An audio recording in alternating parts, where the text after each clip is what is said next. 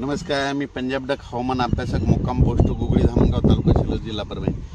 आजपासूनचा परत एक शेतकऱ्यासाठी अंदाज येतोय, म्हणजे मराठवाडा, पश्चिम महाराष्ट्र, उत्तर महाराष्ट्राकडे जाणार आहे, ही अंदाज सांगितला होता।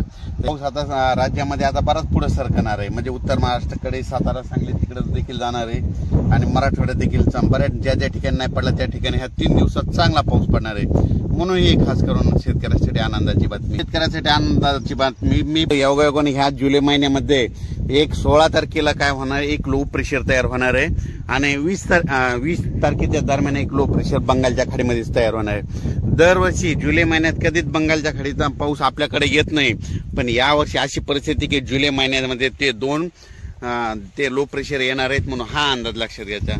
सर्व शेतकऱ्यांना सांगू इच्छिते की राज्यामध्ये सांगायचं झालं तर म्हणजे आज 7 तारखेपासून 7, 8, 9, 10 ते जवळपास 12, 13, 14, 15, 16 तारखेपर्यंत पाऊस राहणार आहे।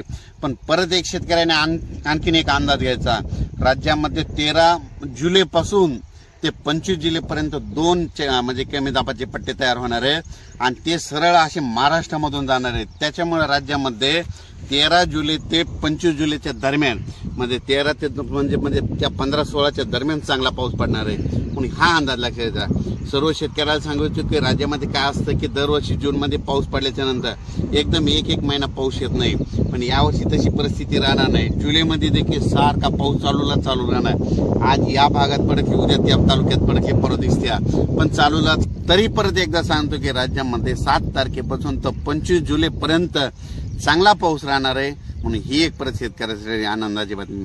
अचानक वातावरणात बदल झाला होता, परत एक मेसेज दिला जाईल। धन्यवाद।